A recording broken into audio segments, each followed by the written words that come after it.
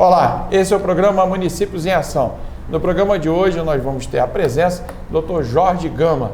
Vai estar fazendo um balanço sobre a polêmica, a respeito de Tinguá, se é parque municipal ou se é reserva. O programa Municípios em Ação volta.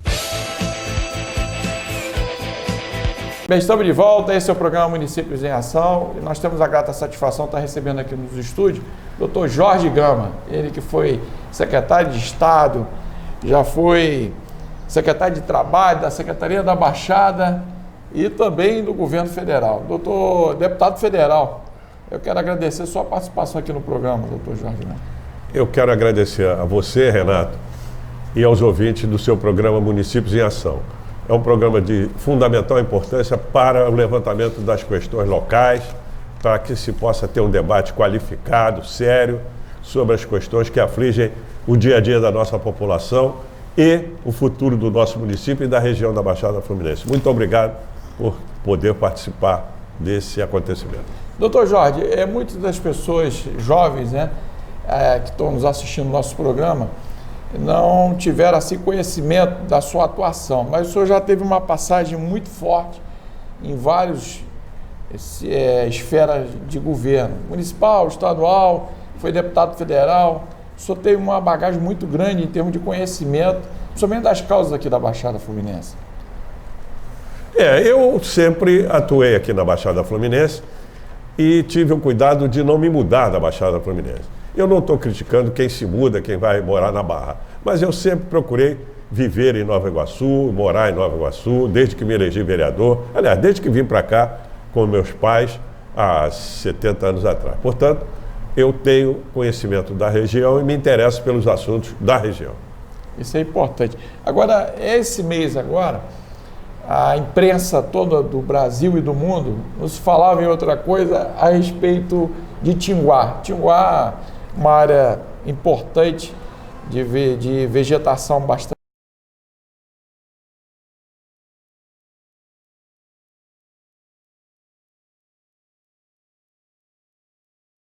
abundante, faz ligação com Miguel Pereira, Petrópolis, Partido Alferes, vários locais aqui da Baixada, não é isso? E chegou-se a ter uma proposta de se criar nessa reserva biológica de Tinguá o Parque Municipal. Eu queria que pudesse fazer um balanço, qual seria o impacto da criação do Parque Municipal ou se permanece essa reserva biológica. Eu queria que o senhor pudesse até detalhar, porque foi colocado muito, de uma maneira muito rápida para o telespectador, somente dos canais de televisão, o embate ocorreu em Tinguá, muitos a favor, outros contra. E eu queria que o senhor pudesse fazer um balanço, para quem está nos assistindo, entender melhor, de ambos os lados, qual seria a melhor saída, e inclusive para a geração de emprego e renda para a região. Eu diria que, pela primeira vez, eu estou observando um debate qualificado, acreditado sobre a questão de reserva ou parque. Na verdade, hoje temos o Congresso Nacional debatendo. O deputado Luizinho, doutor Luizinho, fez uma audiência pública em Brasília. Tivemos uma audiência pública em Tinguá. A OAB vai fazer uma audiência pública, a Câmara de Vereadores e o Ministério Público Federal. Bom, o que nós temos que fazer é uma análise séria dessa questão. Por quê? A reserva já existe há 30 anos e não deu certo. Comprovadamente não deu certo. Eu respeito aqueles que defendem a reserva. Eu respeito profundamente porque eles estão, afinal de contas, defendendo o meio ambiente, que é uma causa de todos nós. Porém, a reserva, ela impediu o crescimento de Tinguá, o desenvolvimento de Tinguá, porque a reserva, ela espanta o investidor. Quando se fala em reserva, ela traz uma série de limitações para o uso, pelo menos do entorno de Tinguá, que não tem nada a ver com a reserva. Mas o investidor, o comerciante, o empresário, aquele que quer, o criador, ele não quer se arriscar a ter um impedimento ao investimento dele ficar preso, não ter autorização ambiental, não ter licença. Portanto, a reserva, durante 30 anos, que lá está, é um decreto de maio de 1989. 23 de maio de 89. Exatamente. Ela impediu o desenvolvimento. porque os limites da reserva, é claro que ninguém pode entrar, porque só pode entrar a universidade e pesquisadores. Portanto, ele cerceou uma multidão de 3 milhões de habitantes que poderia frequentar perfeitamente um parque. E parque ali não pode ser apenas municipal. Tem que ser um parque federal e tem que ser terceirizada a sua gestão. Por quê? Hoje os parques têm parque de Itatiaia, o parque de Teresópolis, o parque, por exemplo, de Foz do Iguaçu, são todos terceirizados e funcionam perfeitamente. E ali, se houver um parque, vai ser um parque federal, com regras de visitação, com pagamento, para que ele possa ser autossustentável. Não há condição de sustentar uma reserva com poucos funcionários, não funciona e espanta e não permite que essa população de 3 milhões de pessoas possa visitar um parque de Tinguá, passar o dia no parque, visita monitorada, visita guiada, visita orientada. Esse é que vai trazer o desenvolvimento para o entorno de Tinguá. Agora, por exemplo, tem muitos sitiantes, né? Não sei se a expressão é correta que eu estou utilizando, pessoas que já se estabeleceram ali, eles vão poder, mudando essa nomenclatura para parque municipal ou parque federal, o turismo vai poder ter uma visibilidade muito grande. Eles vão poder utilizar aquilo ali como dentro do roteiro do governo federal, governo do estado, para que as pessoas possam se hospedar, fazer dali um local, tipo assim, uma visitação ecológica? Veja bem, o que acontece? O parque, você vai a Teresópolis, o parque de Teresópolis, por exemplo, que é aqui pertinho, nós podemos em 1 hora estar dentro do parque, ele atrai o sujeito, o cidadão da região e o estrangeiro que vem visitar. Ele se hospeda próximo, ele vai almoçar num restaurante, ele faz visitas a outros locais, ele vai conhecer a produção de tilápia, se for o caso de Tinguá, a produção disso, a produção daquilo, vai comer um bolinho de aipim, que tem a festa do aipim. Tinguá é um produtor de aipim, o aipim de Tinguá é um dos melhores do Brasil. Portanto, ele vai se hospedar no local e no dia, na hora que ele quiser, no momento que ele achar melhor, ele vai ao parque. Ele paga o ingresso, faz a visita, o parque estará aberto dentro dos limites do parque. Vai ser assistido, não é isso? Evidentemente, orientado, não vai poder fazer fogueira, churrasco, nada disso. Vai ter a visita que tem o monitoramento, como tem o parque de Teresópolis, de Foz do Iguaçu e de Itatiaia. Não há nenhuma incompatibilidade. Ao contrário, a reserva espanta o cidadão. Eu já fui um defensor da reserva. Eu não condeno aqueles que hoje defendem a reserva, porque eu já fui equivocado e sei que era assim. Hoje eu tenho clareza que isso não deu certo.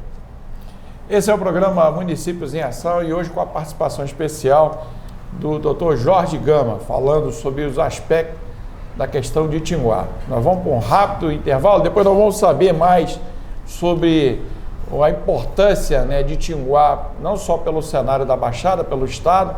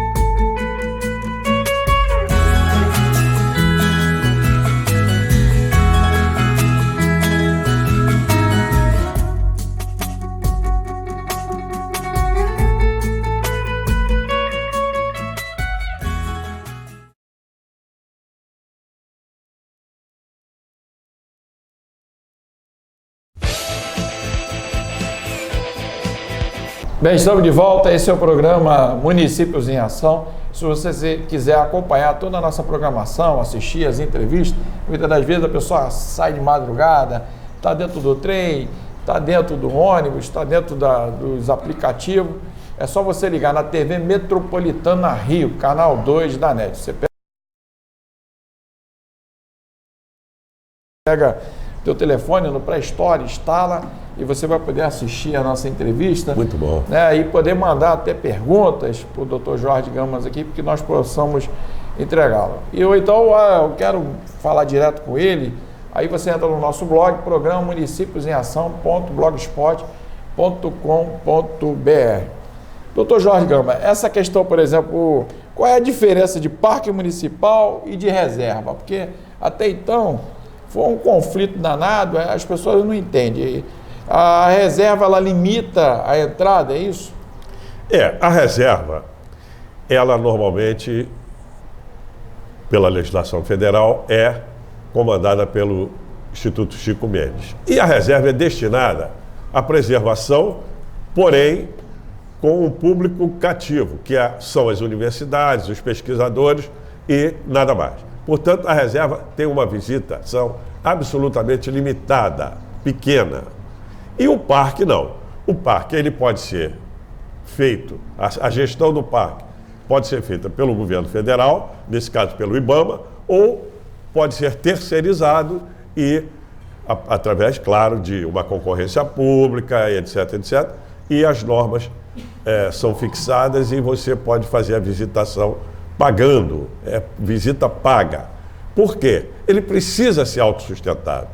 Se você faz uma reserva e não tem condição de sustentá-la, vai haver a predação, evidente. Vai entrar o caçador, vai entrar o palmiteiro, vai entrar o curioso, vai entrar o clandestino. Por quê? A reserva não tem a estrutura necessária para manter a floresta. A reserva é apenas simbólica. Lá esteve aqui há pouco tempo, que faleceu, o doutor Flávio, que era uma pessoa muito cuidadosa, porém ele não tinha estrutura. O parque não. O parque, o ingresso pago, ele te favorece guardas, orientadores e tudo isso. Por exemplo, essa decisão... Hoje em dia tem monitoramento de câmera, não há mais como ser vândalo. Você coloca Por exemplo, vou dar um exemplo. Essa informação eu vi no depoimento, que aliás foi um dos melhores depoimentos, do secretário Fernando Cid, lá na Câmara Federal. Só apenas 5% vai poder de área do parque. O Parque de Itinguá, a reserva de Itinguá, ela é tão gigantesca que, tendo muito espaço de visitação, você vai chegar no máximo a 5%. Ela vai até Miguel Pereira. Como é que o cidadão que tiver ingresso aqui em Nova Iguaçu vai? Não vai. Eu andei 2 quilômetros aqui no parque, já fiquei Então, 95% não vai continuar tendo acesso, embora possa ter, porque não tem condição, ele é muito extenso. Agora, essa decisão, como é que vai ser batido o martelo? Vai ter outras audiências, plebiscito? Como é que funciona? Várias audiências. E vai se preparar um projeto de manejo. Esse projeto vai ser examinado, vai ser transformado em projeto de lei, vai ter examinado na Câmara Federal, na Comissão de Meio Ambiente, na Comissão de Constituição e Justiça, na Comissão, provavelmente, de Economia, enfim. O modelo de exploração do parque é um modelo de legislação federal. Ela não é uma coisa improvisada, absolutamente. E mais ainda, nós já temos uma longa expertise nessa questão de construção de parques. A Embrapa, por exemplo, a Embrapa Territorial, ela te dá todo um diagnóstico dessa política de visitação de parque e de normas que você terá que observar. Eu diria que, há pouco tempo, a portaria 405 de agosto, 19 de agosto, já está alterando até a própria reserva. Não é nem o parque. Já estão entendendo que ela está totalmente engessada, aquela política de visitação das reservas. Já tem uma ideia de qual, mais ou menos assim, por alto, uma estimativa de quantos quilômetros nós estamos falando dessa reserva? Ela é muito grande, eu não tenho estimativa, porque, na verdade, ela abrange Nova Iguaçu, Caxias, Petrópolis, Teresópolis um pedaço de Teresópolis e até Miguel Pereira. Olha a extensão disso aí. É muito grande mesmo. É muito grande. E eu vou voltar a Tinguá. A população de Tinguá, os que moram em Tinguá, vivem em Tinguá, têm a sua atividade econômica em Tinguá, eles têm toda a razão em reclamar que não há infraestrutura. E é verdade. Você vê, eu vou dar um pequeno exemplo. Eu fui um dos fundadores da festa do Aipim. Eu tenho aqui até uma foto que eu posso mostrar. Claro, à vontade. Essa foto aqui. Tem algumas personalidades da região. Exatamente. Ela tem a data aqui, de 2003. Está aqui. Você está aqui, né? Você É, o doutor essa foto aqui, está aqui o Nonô, o falecido Renatinho, que era um rapaz, que era uma liderança local, o jornalista Paulo César Pereira e essa senhora que estava. Isso aqui foi logo depois da reinauguração da Praça de Tinguá. Aliás, patrocinado pela Petrobras, que usa com os dutos, e a SEDAI, que usa o pegando Deixa eu ar. mostrar a foto aqui para a câmera aqui. Daí, 2003. daqui eu lancei a festa do Aipim. Foi daí que Foi. começou. Lancei a festa do Aipim. O Renatinho veio procurar aqui no meu gabinete. A minha secretária na época era a Ana Mello. Nós procuramos o Sebrae, a prefeitura, e fizemos a festa do Aipim. A festa do Aipim era na praça. Tinha produção de alimentos de aipim, pratos culinária, essa coisa toda. Depois é que ela foi transformada num shows aí que não deu certo e agora está voltando. Outra questão que eu também sempre defendi foi a análise que nós fizemos junto com o Sebrae para transformar Tinguá num bairro ecológico até 2021. Fizemos um diagnóstico, um estudo de mais de 4 meses, identificando as carências da região, fazendo um diagnóstico da desordem urbana, ausência de dados, tudo isso aqui está, a situação em que nós encontramos Tinguá. Portanto, a população que mora em Tinguá, ela reivindica melhores condições. E eu vou dar um exemplo. Até hoje, a prefeitura ainda não conseguiu trazer para o domínio do município, para a gestão do município, a velha estação de Tinguá. Como não conseguiu trazer a velha estação de Vila de Cava, de Jaceruba e a rede ferroviária. Eu cheguei a pegar a Maria Fumaça, passava na Areia Branca e ia para Tinguá. A rede ferroviária que foi extinta, ela tem a destinação desse patrimônio pode ser feita aos municípios, desde que se tenha um projeto de ocupação. Nós não conseguimos ainda 3 estações, uma é um botequim lá não sei aonde, a outra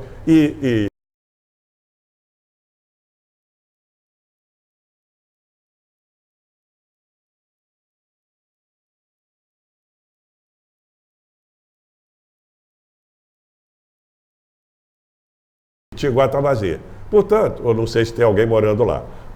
Essa é uma propriedade que poderia ser um centro cultural, um centro de orientação, um centro em que a prefeitura tivesse até uma subprefeitura em Tinguá. Por que não? Você, como uma subprefeitura em Tinguá, você faria um zoneamento, você faria um levantamento econômico, a produção de peixe, a produção de aipim, a produção de rã, organizaria isso aí em cooperativa. Enfim, a atividade econômica passava a ter a sua vez. Nós poderíamos ser uma mini Penedo.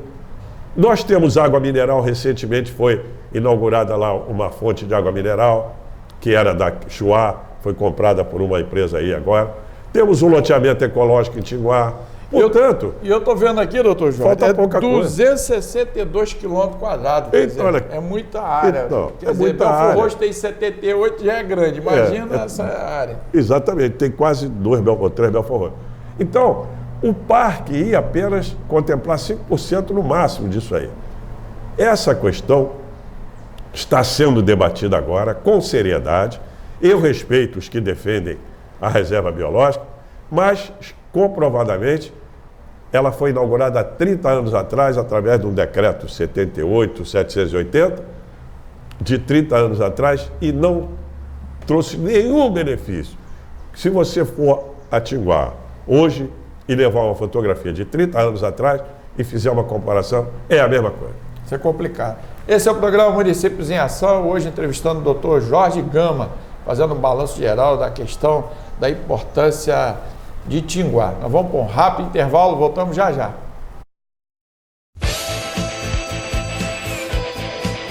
Bem, estamos de volta, esse é o programa Municípios em Ação e hoje com a participação especial do Dr. Jorge Gama. E eu queria aproveitar e mandar um abraço, ligadinho na nossa programação, o Augusto, ele é engenheiro agrônomo, né? Ligadinho na nossa programação, mandar um abraço lá para o Theo Falcão e também para o Cláudio, empresário lá de Tinguá, ligadinho. Hoje Tinguá vai bater a audiência forte hoje. Vai bombar. E se você quiser mandar alguma pergunta, doutor Jorge Gama, é só entrar no nosso blog, programa municipiosemAção.blogspot.com.br, né? Agora, doutor Jorge Gama, essa questão todinha de projetos voltados para Tinguá, nós fizemos aqui um levantamento. Tinguá hoje tem 262,6 km². Praticamente cabe 3 vezes o município de Belfor Roxo dentro dessa área. Existem projetos que a gente estava conversando aqui nos bastidores, sustentável para poder aquecer a economia local, não é isso? Exatamente. Eu queria que o senhor pudesse até falar sobre ele. Veja bem, há uma diferença entre eventos que são sazonais, que são anuais, como a festa do Aipim, e em 2013, o vereador Cacau, José Carlos Fonseca, apresentou um projeto na Câmara de Vereadores e foi aprovado, e o prefeito da época, Nelson Burnier, sancionou, criando a Feira de Experiências Sustentáveis de Tinguá. Ela seria feita em abril, porque a festa do Aipim em agosto e setembro, faria em abril. É mais um evento. Ele ajuda, mas ele não resolve, mas chama atenção. E essa feira de experiência sustentável, você trataria dos seguintes temas: manejo e preservação da floresta, uso e reuso da água, aproveitamento das fontes de energia, coleta seletiva de lixo, agricultura orgânica e seus benefícios, projetos sobre economia verde e diversas outras atividades que pudessem ser expostas para que tivesse a visitação das crianças, serviria de educação ambiental e serviria também de atividade econômica. Independente disso, você traria pessoas de toda a região da Baixada Fluminense para visitar a feira. Eu vou dar um exemplo. Se você criasse uma comissão e instalasse essa feira para a organização da feira, você iria na SEDAI, que capta a água lá do Rio Douro, e diria o seguinte: eu preciso de uma exposição de vocês sobre o uso e o reuso da água, por exemplo. Da importância, né? Aí ficaria exposto lá durante 3 dias, 5 dias. Você iria no aterro sanitário não, no Centro de Tratamento de Resíduos, CTR, que hoje está produzindo energia a partir do biogás do lixo, e mostraria lá um protótipo de como funciona. Você iria em diversas universidades e procuraria exemplos de como se faz um aproveitamento sustentável. Então, você transformaria isso numa feira de experiências sustentáveis de Tinguá, com visitação aberta, com participação das escolas, das universidades. Teria como fazer um centro de convenção ali? Teria espaço? Isso mais tarde poderá ser feito até no centro de convenções, que dizem que vai ser construído, e o Augusto acabou de me dizer que não é nada disso. Então, eu não sabia, eu estou pensando que eles vendem aí que já está quase pronto. É mentira. Entendi. Então, eu diria o seguinte: nesse centro, de convenções poderia ter isso, mas isso pode ser feito na praça perfeitamente, nesse momento, enquanto não existe o centro. Isso aí daria uma enorme, maior visibilidade ainda, porque Tinguá é um patrimônio enorme que o município tem, que não é só nosso. Ele é um patrimônio de vários municípios, como nós sabemos. Porém, a parte mais visível, a entrada do parque, provavelmente, será no município de Nova Iguaçu, e ali nós teremos um benefício direto na parte econômica, na parte de educação ambiental. Doutor Jorge, por exemplo, muitas das pessoas que defendem essa questão da reserva por causa da preservação dos animais silvestres. Mas os animais silvestres não teriam interferência, a população que faria a visitação não ia ter impacto com esse local já pré-reservado, não é isso? De forma nenhuma. Então, veja bem, um parque hoje, ele é mais monitorado do que uma reserva, eu diria a você. Porque a reserva, ela é feita, ela abriga, ela permite o ingresso apenas de setores universitários e setores de pesquisa. Um parque, hoje, com a consciência ambiental que existe e que pode ser aumentada com o parque, muito potencializada, ela permite que um fiscalize o outro. As câmeras fiscalizam todos. Então, hoje, não há condição de um sujeito que não tenha... Tacar fogo da floresta. Nenhuma, ele vai ser monitorado. Você entra num parque lá, por exemplo, aqui em Teresópolis, que é o mais perto que nós temos, entre quase que próximo também de Itatiaia, você tem guardas para lá e para cá, te acompanhando, tem locais em que você pode parar. Vigiado, né? Tem mirantes que você pode assistir, tem lagos que você pode entrar, usar, tem outros que não pode. Há todo um monitoramento. A preservação é total. E eu diria que um parque, ele é tão amplo, tão aberto, tão público, que me impede qualquer ação de vândalos. A reserva já é diferente, porque não tem como cuidar, entra o clandestino, entra o caçador e essa... O senhor acha, por exemplo, das pessoas que fazem investimento de atrair turismo lá para Tinguá, eles iam investir na questão hoteleira, por exemplo, de fazer centro, né, que pudesse receber, porque Tinguá recebe pessoas da França, da Alemanha, da Europa, de tudo quanto é lugar, dos Estados Unidos. Teria como fazer com essa flexibilidade? Recentemente, eu tomei conhecimento que teria vindo uma autoridade, um príncipe, coisa parecida, aqui em Tinguá. Esse cidadão, ele deve ter vindo com uma caravana, essa coisa toda. Ele deve ter demorado umas 4 ou 5 horas para chegar em Tinguá. Nós não temos um heliporto. Um heliporto. Se uma autoridade, um governador, um secretário de segurança, um ministro, que não tem tempo, não pode pegar uma estrada dessa e demorar 4 horas para chegar a Tinguá, ele tem que ter um heliporto em Tinguá. E não vai atrapalhar a reserva de forma nenhuma. O heliporto vai ser no entorno de Tinguá. Mas não, há um verdadeiro tabu, há uma reserva. A palavra reserva inibe o investidor, inibe as autoridades e, sobretudo, favorece a questão ideológica. A reserva não pode. Não é assim. A reserva, ela, por si só, não deu certo no município, na questão de Tinguá. Ela foi inaugurada há 30 anos, eu vou repetir isso, e até hoje, Tinguá é do mesmo jeito que há 30 anos atrás. Não incentivou o turismo. Se você tem um parque, eu vou dormir aqui hoje, amanhã eu vou visitar o parque, depois vou ver uma criação de peixes, depois vou ver uma plantação de aipim, vou ver uma criação de rãs, e acho até que vou morar por aqui. Então tem toda essa caminho dos atratividade. Né? Vou ver a estrada real, exatamente, vou ver onde tem nascentes, tem cachoeiras, eu vou ficar por aqui. E pode acontecer perfeitamente. E você vai agregando valores e vai trazendo gente. E gerando emprego. Vai gerando emprego, renda e imposto. Porque, afinal, o sujeito vai acabar pagando o ISS em alguma coisa. Esse é o programa Municípios em Ação. Hoje entrevistando o Dr. Jorge Gama. Nós vamos para um rápido intervalo. Voltamos já já.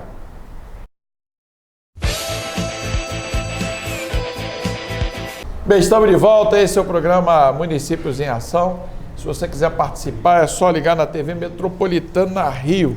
canal 2 da NET. Eu quero até aproveitar, mandar um abraço lá para a doutora Márcia Vu. Ela é da Câmara de Intercâmbio Cultural Brasil-China, né? Sempre está fazendo um evento. Eu vi. E sempre gentilmente nos convida, porque a China está completando 45 anos, né, aqui no Brasil. Então, esse intercâmbio, somente aqui na Baixada, tem muita... A colônia chinesa se instalou e fez essa harmonia. Então, quero mandar um abraço, mandou uma lembrança para nós aqui. Doutor Jorge Gama, existe uma situação que quem adentra ali depois de Vila de Calva em direção a Tinguá e cai naquela pista que vai automaticamente chegar até o centro de Tinguá, mas tem que passar pela conhecida chamada Fazenda São Bernardino. E essa Fazenda São Bernardino, entra governo, sai governo, muitas pessoas, cada um conta uma história, diz que aquilo dali era uma parada da família imperial, outros falaram que aquilo ali era um cassino, outros falaram que aquilo ali era um cemitério clandestino, outros colocaram até questão espiritual, por isso que ali não funciona. Por que até então, e eu queria também que o senhor pudesse explicar o que era a Fazenda São Bernardino para a história da Baixada e para o Rio de Janeiro? Bom, a Fazenda São Bernardino, em primeiro lugar, eu gostaria de aproveitar, ao responder essa questão, de citar uma das pessoas que mais conhece a origem da Fazenda São Bernardino e a sua história. É o advogado José Luiz Teixeira. O José Luiz Teixeira é um estudioso da Fazenda São Bernardino, de alguma forma de Tinguá, e conhece profundamente as origens da Fazenda São Bernardino. A Fazenda São Bernardino, num determinado momento, ela pertenceu à família Gavazzi, ao senhor Giacomo Gavazzi, Bernardino Gavazzi, a família Gavazzi. A Fazenda São Bernardino foi desapropriada pelo Estado, pelo município, pela União, mas ninguém assumiu. A desapropriação ficou no papel e acho que nem indenizado a família foi. Então, o que aconteceu? Ela foi se deteriorando. Era uma fazenda que foi sendo degradada, depois chegaram às ruínas e hoje são ruínas degradadas.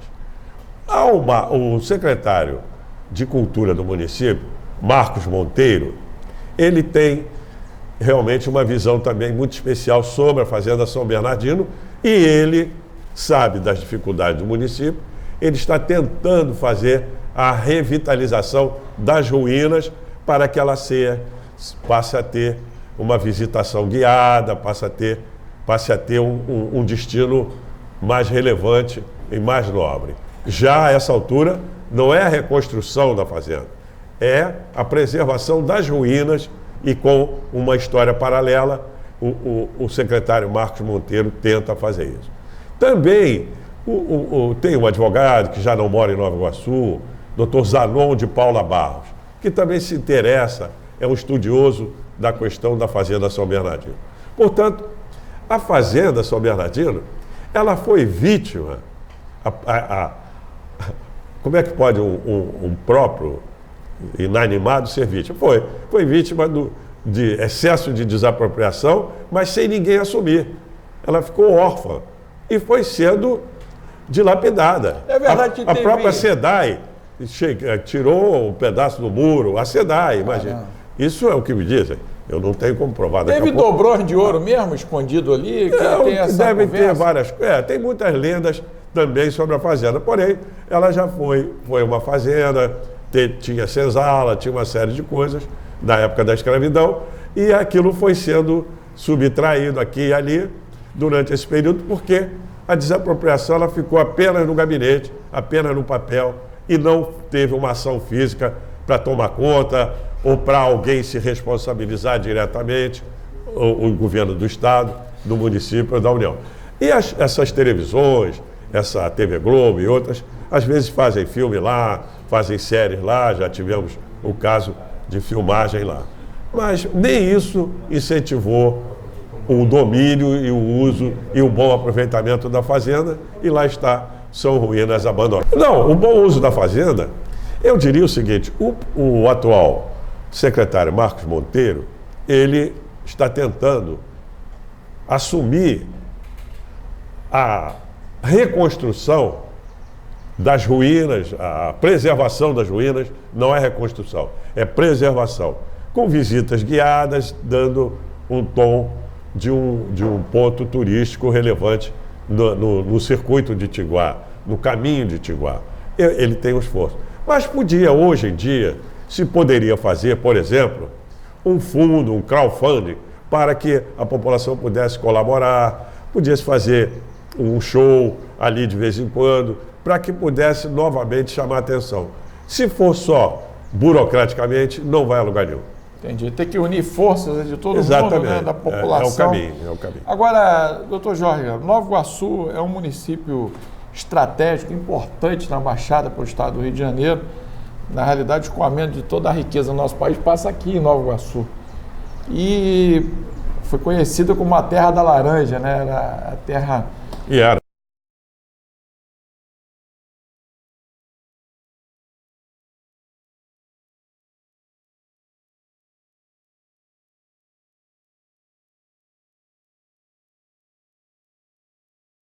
Era uma terra... E, de repente, teve as modificações e isso tudo ocorreu numa velocidade muito grande. Como é que o senhor vê, por exemplo, daqui para frente, essa mudança para poder objetivar a geração de emprego em renda de Nova Iguaçu e, ao mesmo tempo, fazer a integração com os municípios da Baixada? Veja bem, existe a Câmara Metropolitana de Ação Intergovernamental. O que foi feito? O governo ainda do Pezão, o arquiteto Vicente Loureiro coordenou, junto com o Banco Mundial e com o escritório do Jaime Lerner, o levantamento dos 21 municípios da região metropolitana e a criação de um plano de desenvolvimento da região metropolitana. Esse plano hoje é uma lei e está sendo executado através da Câmara Metropolitana de Ação Intergovernamental. É uma lei estadual. O presidente da Câmara é o governador e os prefeitos são membros da Câmara. É uma grande chance de se fazer o desenvolvimento integrado da região, ver quais são as centralidades, ver quais são os setores que produzem na parte rural, a parte urbana, o setor de habitação, onde você vai gerar a construção civil para que aquela centralidade possa ter maior mobilidade urbana. O plano contempla uma série de coisas e eu tive a oportunidade de ter um exemplar, trazer um exemplar para o seu programa, para que fosse objeto de debate a Câmara de Ação Intergovernamental. Ela é importante porque é um diagnóstico e aponta para o futuro. Bancado pelo Banco Mundial, patrocinado, financiado pelo Banco Mundial, demorou 2 anos para ser feito, quase 3. Tiveram 270 reuniões com a população e com os diversos segmentos da sociedade. As plenárias elegiam a prioridade em cada assembleia. Foram feitas 200 reuniões e, portanto, aqui está o produto final, que é um plano. Falta agora o governador, evidentemente, dinamizar esse plano, botar isso para funcionar, orçamentar, porque é lei, pode ter orçamento, e permitir que funcione. Por quê?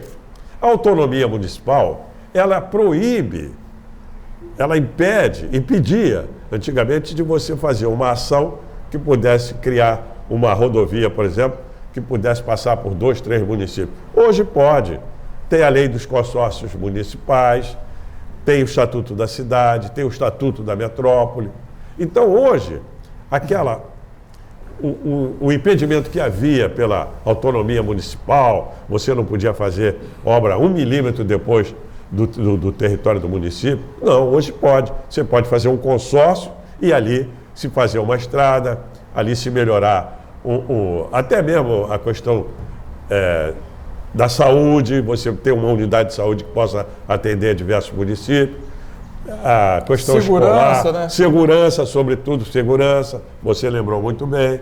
Enfim, hoje há uma flexibilização que a legislação permite atuações conjuntas, coordenadas nas regiões metropolitanas pelo governador do estado. Agora, por exemplo, doutor Jorge, o senhor participou da Secretaria da Baixada. A Secretaria da Baixada deu um salto muito grande e vários projetos que foram implementados aqui.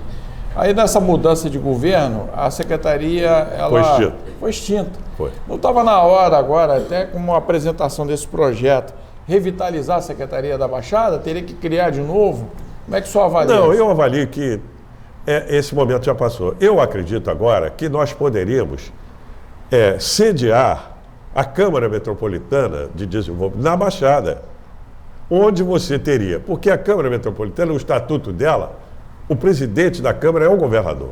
Entendi. Portanto, você pode fazer uma sede executiva da Câmara aqui na Baixada Fluminense e as reuniões serem ora em Caxias, ora em São João. Assembleias, né? Assembleias, ora em Nova Iguaçu, a sede, Isso não. claro, o ideal seria fosse em Nova Iguaçu, mas você faz assembleias diversificadas em vários lugares, sempre com a presença do governador, para valorizar o desempenho da Câmara. Esse foi o papel. Por isso é que se deu ao governador a tarefa de presidir a Câmara Metropolitana. Foi nesse período que a Secretaria da Baixada também criou a Via Light, não foi? A Via Light foi criada no governo ainda do Marcelo Alencar e foi logo no início da criação da Secretaria da Baixada. Então isso foi um Da grande era ponto. secretário o Nelson Munhoz. Esse é o programa Municípios em Ação, hoje entrevistando o doutor Jorge Gama. Nós vamos para um rápido intervalo, voltamos já. Vamos voltar. Bem, estamos de volta, esse é o programa Municípios em Ação. Se você quiser acompanhar toda a nossa programação, no trem, no ônibus, nos aplicativos, é só você instalar no Play Store, no seu telefone, TV Metropolitana Rio, canal 2 da NET. E lá está o programa Municípios em Ação. Nosso objetivo é informar a população, informações de qualidade, do qual tem que ter tempo também para explicar. Eu quero mandar um abraço lá para o Lula Rodrigues, ligadinho lá da Cerâmica, do programa Municípios em Ação, o Augusto, o engenheiro agrônomo. Mandar um abraço lá para o Theo Falcão e o Cláudio, empresário lá de Tinguá, todo mundo ligadinho. E muitos deles falam assim, ó, o doutor Jorge Gama vai estar aqui, mandar um abraço para ele, né? E isso é importante. Doutor Jorge Gama, essa questão toda de Tinguá ainda vai vir, né, muitas discussões, até para que a população tenha um conceito melhor do que viria de fato, porque existe muito embate, mas esses embates estão isolados.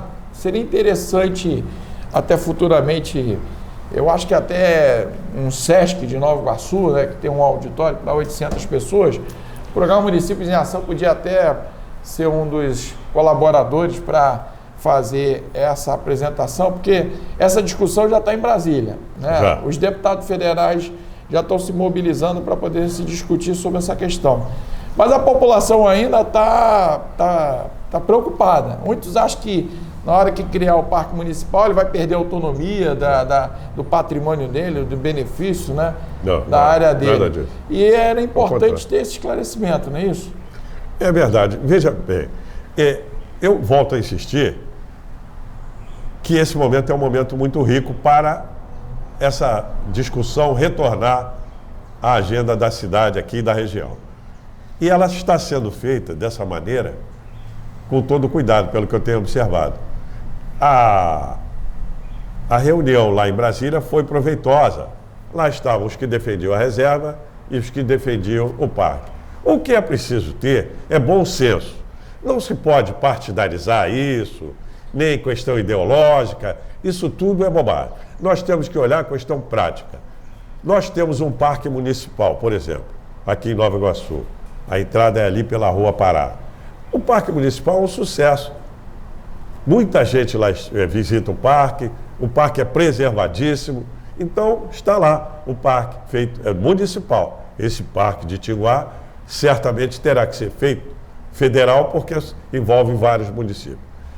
A questão desse debate, ele é rico, porque mas deve ter, principalmente, como prioridade, a população do entorno de Tijuá.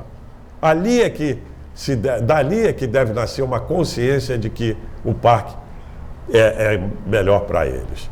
E, claro, eles vão avaliar, não estou aqui defendendo o destino de ninguém.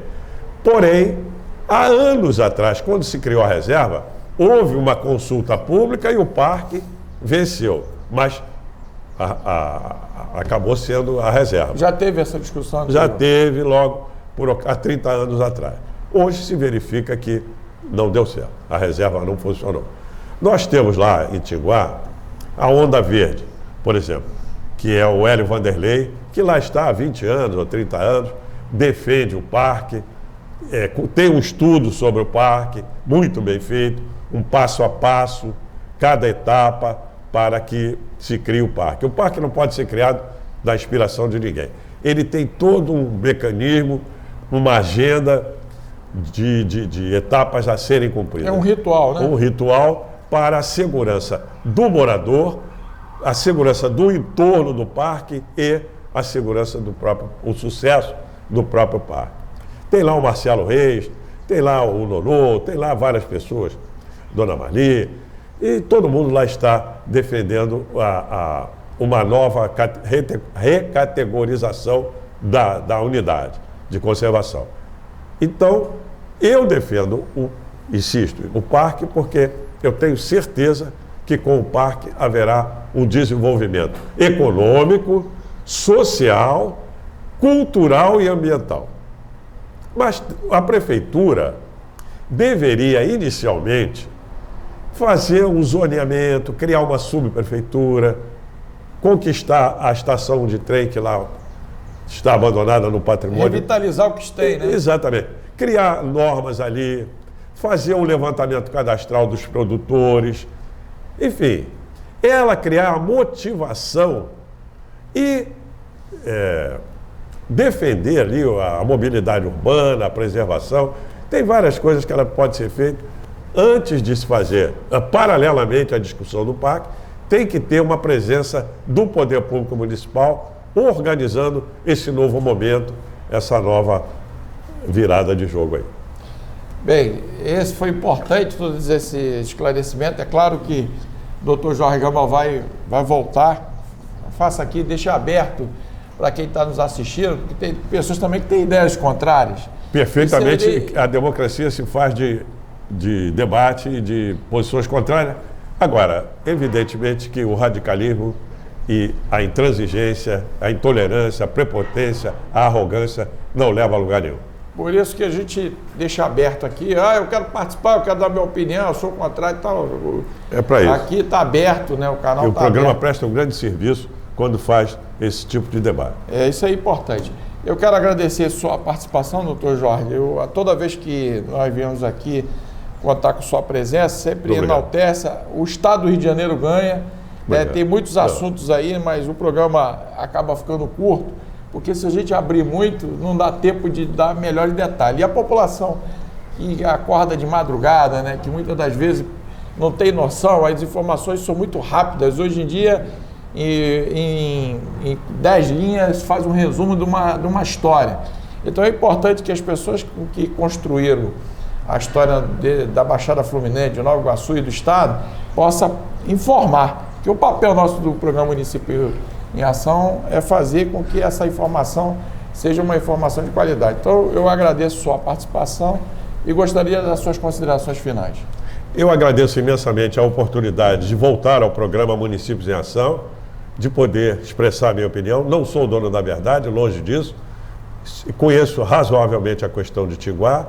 Fiquei recentemente surpreso ao conhecer com mais profundidade a Embrapa Territorial, cuja sede é em Campinas, e a palestra do professor Evaristo Miranda, mostrando a realidade da ocupação do território brasileiro. As áreas de preservação, as áreas de conservação, hoje chegam a 30% do território brasileiro. Portanto, não procedem as críticas dos governos do exterior, da Alemanha, da França, sobre a preservação no Brasil. Eles preservaram muito menos, e o estudo do professor Evaristo Miranda, da Embrapa Territorial. Nos dá uma exata noção de como está o nosso território hoje inteiramente comprometido. Eu fiquei muito feliz em poder, mais uma vez, participar do seu programa e agradeço aos seus ouvintes e aos amigos que aqui estão conosco. Muito obrigado. Ok, doutor Jorge Gama, muito obrigado. Chegamos ao final do programa Municípios em Ação. Tenham todos aí uma boa semana. Um abraço e até lá. Tchau.